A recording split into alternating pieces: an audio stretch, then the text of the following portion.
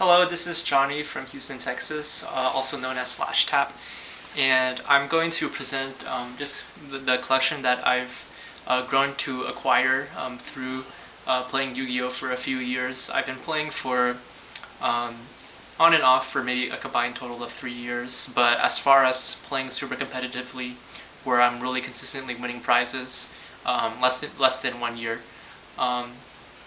So if you can look this way. Basically, I'm here to show how I organize my toolbox of cards. So I choose to have multiple deck boxes that order by alphabetical arrangement. So I have here 5 boxes for monsters, 1 box for monsters A through D, 1 for E through H, 1 for I through Q, 1 for the letters R, S, and T, and then a last box for U through Z. And then I have 2 boxes for spells, 2 boxes for traps, an extra deck box for Synchro monsters and fusion monsters, and then an extra deck box for XYZ monsters. And what I hope to present is that it is important to not just have your deck, but also have a huge stack of cards that you can use as a toolbox. And oftentimes, newer players online will say, oh, I'm just 3 cards short of finishing my deck, or I'm almost done, I just need the side deck. Well, that's not entirely true, because if you're dedicated to a deck, the metagame will always shift, and you never know what new cards you might need for a deck. Therefore, it's my high recommendation that you keep a toolbox, as I will present here. A toolbox full of good, useful cards that may be relevant to the metagame, if not now, at least some point in the future. It's nice to have them always on hand, always ready to go when you're deck building. And to have them in alphabetical order just makes it that much more convenient. So I began my tournament career. The first couple of years that I played Yu-Gi-Oh, I ran Gladiator Beasts, and it all began with one humble deck that I managed to assemble through trading. I had one main deck, and then I had one extra deck of about 40 separate cards that were not in my main deck. And those 40 or so cards were cards that I thought were viable in Gladiator Beasts, but weren't worth putting in the main deck at the time. And the importance of this is that you have options. So let's say that you decide to test compulsory evacuation device instead of dimensional prison for a while. Well, you can't do that if you don't own the cards. So I believe it's important to not just have a deck completed, but rather to have a toolbox completed as well, so that you're always equipped to build any deck that you may expect to be building. So here's my first box of toolbox cards. These are monsters that begin with the letters A through D. I highly recommend keeping most of these monsters in your toolbox because you never know when they might be useful. They might not be relevant to the metagame now, but they can surely have a use at some point during the history of this competitive game, be it in the past or in the future.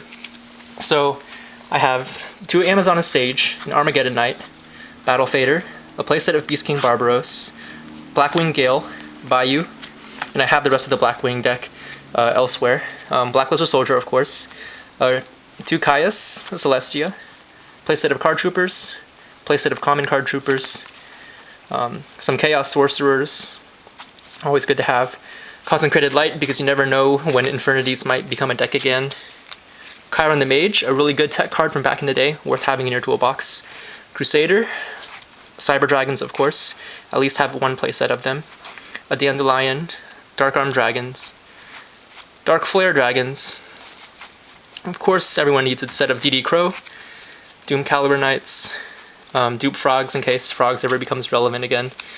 And that's monsters A through D. And so as you can see, by alphabetizing the monsters, spells, and traps, you have easy instant access to whatever you have.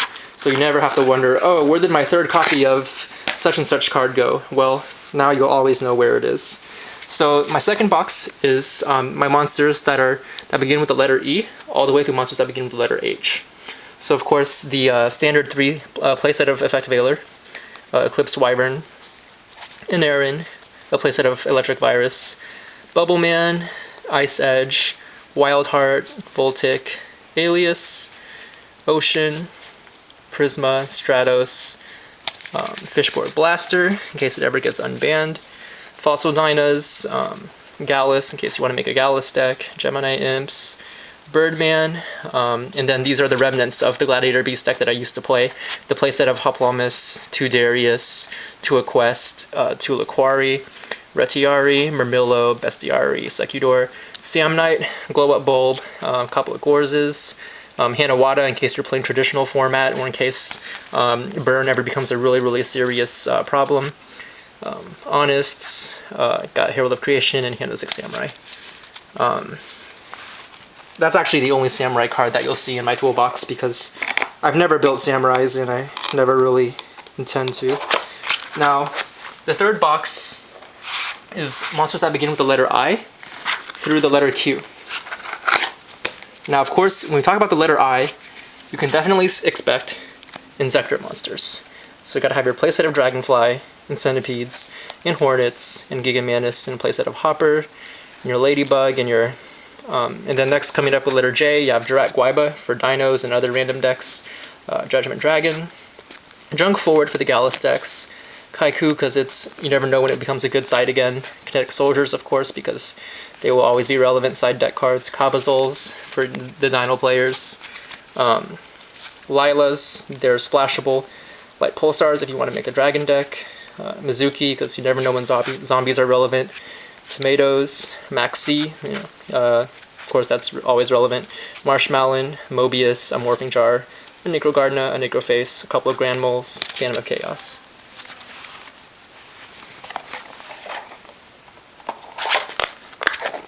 Now, moving on to the fourth monster box, we have the letters R, S, T in one box.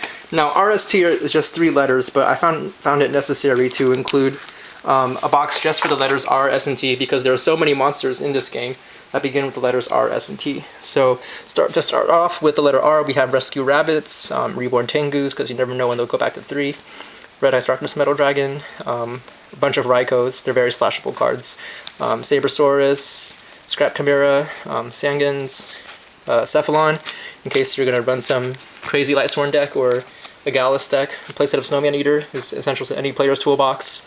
Spore, of course, and continuing with the letter S, you always need a bunch of Spirit Reapers, Summoner Monks, Treeborn Frog, very splashable, Test Tigers for back when I ran Gladiator Beasts.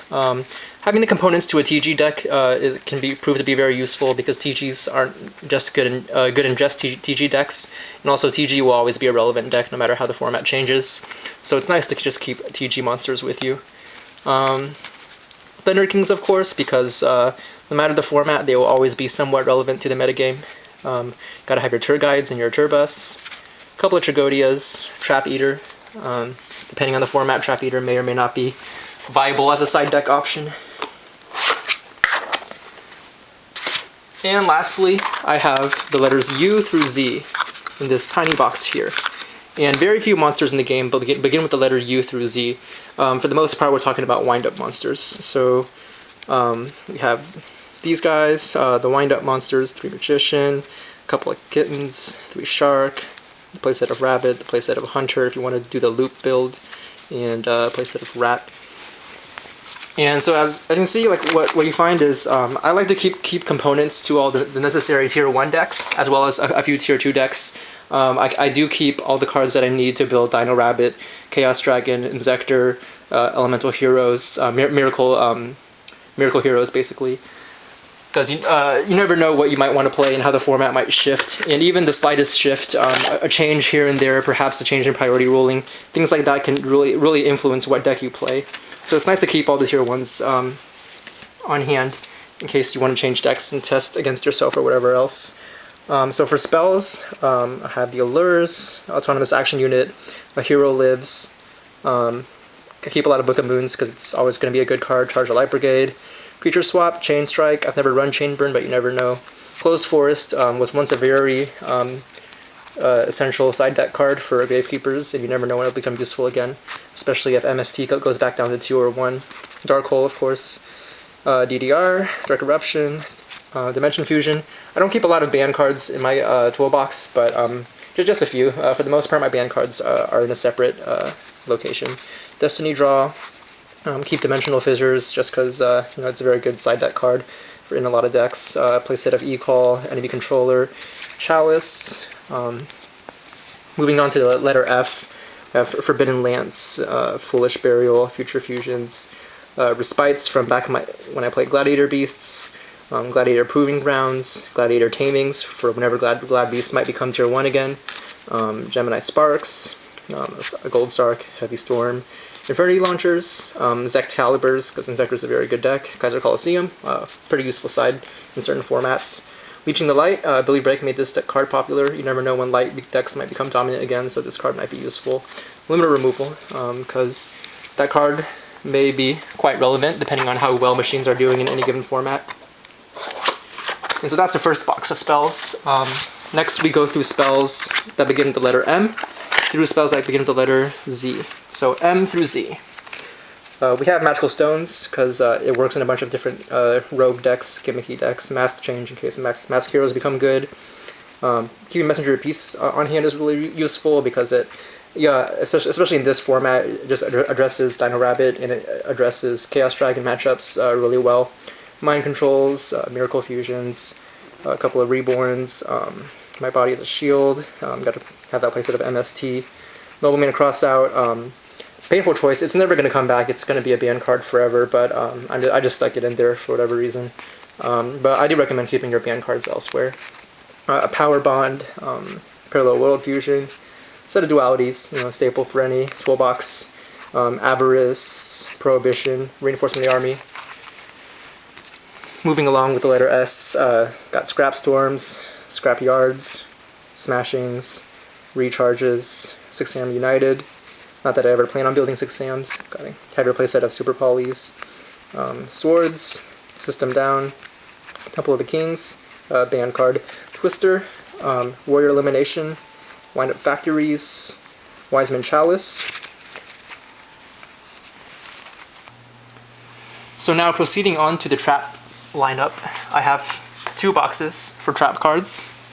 The first is traps that begin with the letter A through traps that begin with the letter H. So I have a couple of Salt Mode Activates, Black Horn of Heaven, Bottomless Trap Holes, Call of the Haunted, Chain Disappearance, a very popular side deck card, Compulsory, always relevant to the metagame, Crevice, Crush Card, Ceasefire, Dark Bribes, Debunk, Deck Devastation Virus, Delta Crow, Dimensional Prisons, Dust Tornadoes, Fairy Wind, Venus Chains, Chariots from my Gladiator Beast days, Hero Blast, and Horn of the Phantom Beast.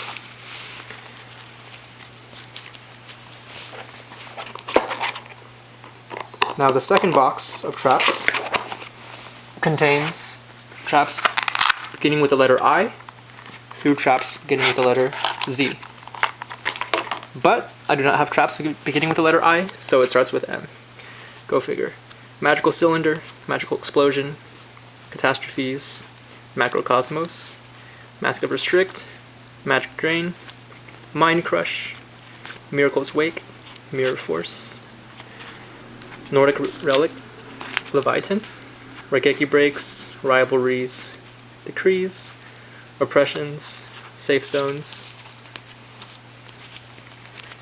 Shadow Imprisoning Mirrors, Smashing Horn, 7 Tools, Skill Drains, Starlight Roads, the Solemn Brigade, multiple Solemns, Transmigration Prophecy, some Torrentials, Dust Shoot if it ever comes back, Trap Hole, Trap Stun, Treacherous, XYZ Reborn, Zect Conversion, and that's not to say that Dust Shoot ever will come back. I do not foresee it coming back. And that concludes the traps. And lastly, we move on to our extra decks. So looking first at this white box here, we have my Synchro and Fusion collection. So, for Synchros, well, this isn't a Synchro monster, but it's a token that I use. I like to arrange my Synchros not in alphabetical order, but rather in order of level, because as we all know, Synchro monsters are very much about the levels that they are. So I find it more convenient and more accessible to just simply arrange your Synchro monsters by the order of level. So I begin with Formula Synchron, Armory Arm, Catastor, Android, Bryonak, Tempest Magician, Yugioh, Armed Wing, Gaia, Urbellum, Armor Masters, Dark Strike Fighter, Arcanite, Black Rose, Moving on to 8s, Exploder, moving on, or Ancient Sacred Wyvern, Ancient Fairy Dragon, Scrap Archfiend, and now moving on to level 8s, Scrap Dragon, Stardust, Red Dragon, Thought Ruler, Parshath, Darkened Dragon, a couple of Colossal Fighters. Moving on to 9s, we have Trishulas, Mistworm, and lastly we have our 10 Decisive Armor and our 12 Halberd Cannon. Those are my synchros. Now looking at the fusion monsters, Chimera Tech Fortress Dragons, those are always very useful to have in your toolbox. Cherubin, a playset of Heraclinos from my Gladiator Beast days, 2 Gorillas, Gazaris, lots of Gazaris. Then I find it useful to keep a lot of elemental heroes on me, so I have Terra Firma, Gaia, the standards, 3 Shining, the Absolute Zeros, Vision Hero Trinity, Great Tornado, a couple of Nova Masters, Master Hero Vapor, Master Hero Diane. I have an Acid somewhere, I don't know where it is, Dragon Knight Draco Equist, you never know when this will be useful. 5-hitter Dragon for various dragon decks. And finally, we come to the very last stack of cards in the very last box in this collection of Toolbox monsters, and that is the XYZ monsters, the black cards. So we have these in order of rank as well. I find it very useful to keep XYZ monsters in order of rank because, again, they are level-dependent monsters just like Synchro monsters are. So I think it's very useful to just keep them in correct order so that you can easily find whatever you're missing and that you can always know whether you're missing something in your collection by just simply having them in order. So we start with rank 1, Galaxy Queen, the only rank 1 that I own. Moving up to rank 2s, Dark Mist, Gachis, that's it for rank 2s, and rank 3s are probably the most prevalent. Cares and Mighties, I got a playset of those. A couple of Zen Mains, a couple of Leviathan Dragons, a couple of Acid Golems, a couple of Leviaires, Black Ray Lancers, Terrorbites, Giga Brilliant, all the music rank 3s, Tempo, Mellow Melody, Musa Rhythm, the Grenosaurus in the starter deck. Moving on to rank 4s, we have some Utopias, Utopia Ray. I don't think you need more than one of these. A couple of Lagias, a couple of Dolkas, Queen Dragoonjin, good for the dragon builds. Steelswarm Roach, it's not too popular, but it's always a useful card to keep in your toolbox because you never know when Steelswarm might become a useful rank 4 again. Mace Stroke, Papilloperative, Blade Armor, Shark Drake, Zenmeister for rank 5s, Tyrus, Adrius, Zenmayo, Exostag, the standard rank 5s. Rank 6, also standard, the Exabeetle, the Strike Bouncer. Rank 7, I have Big Eye, and then our rank 8, we have Thunder and Dragon.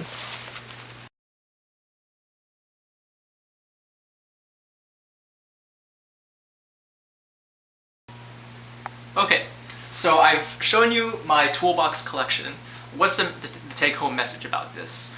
Well, the message is when it comes to being a competitive player, you really need more than just the deck that you play. You need options. Now, if you don't want to run multiple decks, that's fine. I began from very humble beginnings with a Gladiator Beast deck, and all I had for a toolbox was a separate deck box with about 40 cards in it. And those cards were mostly spells and traps, a few monsters here and there, like an extra Sam Knight or an extra whatever card. But as your collection expands, I think it's useful to set aside some cards that you think will always be relevant to the game, even if not at the present, at least in the future metagame. And for those cards, I think it's useful to keep in a toolbox instead of a trade binder. Now, I see a lot of players out there, they put whatever cards they aren't using at the time in their trade binders, and oftentimes they trade them away. And then later on, they have to trade for them again when those cards become relevant again. And so, as you can imagine, that's a pretty tedious process because you'll have the cards you need one day and you won't have them the next day. And so I think it's very useful to separate your trade binder from your toolbox. So a toolbox is not a collection. That's one thing I would like to emphasize about this game. Let your toolbox be your toolbox. It's your arsenal, it's your competitive gaming weapons. Those are the cards that you're not going to trade, but rather you're going to use for competitive play. And then separately, you want to have your trade binder. Your trade binder should be the cards that you're willing to let go of, that you have extras of, that you already have a playset of, probably, and that you're willing to trade to get the cards that you need to fuel and supply your toolbox. And what you'll find is the more expanded your toolbox becomes, the less need you have for a trade binder because you'll just have everything you need. And so if you have everything you need, there's no need to trade anyway. And for those who may say, well, to have a toolbox this expansive, it's going to take a lot of effort and take a lot of money and time. Well, I think that one way to circumvent the whole money element is to really go about collecting in an intelligent manner. So that is, don't spend money on things like booster packs, booster boxes. Basically, don't buy the kind of products that don't give you the cards you're specifically looking for. Now, if you're just looking to have a good time and just randomly open packs for the heck of it because you don't need anything, well, in that case, yeah, I mean, if you want to buy booster boxes, go ahead and buy booster boxes. Personally, like I've bought legendary collection boxes before. But if you're looking for specific cards to power up your toolbox, the cheapest method of going about that is playing in tournaments and converting your victories into cards of value. And you can turn those cards of value into the power cards you need for your toolbox, or alternatively, if your store has the cards that you need, you could just win those in tournament instead. And so what I hope to demonstrate with this is just to show that you don't need to buy a lot of product to get to a point where you can have access to the cards that you need. I began with a very simple Gladiator Beast deck. Everything was lowest rarity, and as I won tournaments and lost some tournaments, I eventually acquired the cards I needed to upgrade my Gladiator Beast deck to highest rarity Gladiator Beasts. And once I finished with highest rarity Gladiator Beasts, I was able to expand my toolbox more and more until eventually I created Dino Rabbit, Inzectors, Wind-Ups, Chaos Dragons, Elemental Heroes, Miracle Gemini, and all sorts of kinds of decks. And all of this without having to spend money on booster packs and booster boxes. And so it's really a matter of trading efficiently, playing competitively, working efficiently. Allow yourself to dedicate your efforts on getting one deck really good so that you can win prizes off that deck. One deck can go a long way. My Gladiator Beast deck, even though it's not the best deck that I can make out of my collection that you've seen just now, it's certainly the most profitable deck that I've ever had. Not because the Gladiator Beast deck itself is valuable, because it actually is not valuable at all, but rather because that deck was able to top enough tournaments for me to win the prize cards that I needed and to win the money that I needed to expand my arsenal. And so with that said, I encourage all those up-and-coming, those beginning tournament players, those who are just starting out and really are eager to become competitive players, really focus on that one deck. Go ahead and perfect the art of topping local tournaments so that you can win the prize cards that you need to expand your collection. Because honestly, not everyone has the money to spend this game. Some of us need to establish our collections without such monetary means. And so competitive play through local tournaments is one way to effectively and consistently build one's collection, and especially build one's toolbox collection. Because the greater your toolbox, the more consistently you'll be able to win at local level tournaments, or even higher level tournaments. And so with that, I conclude my presentation.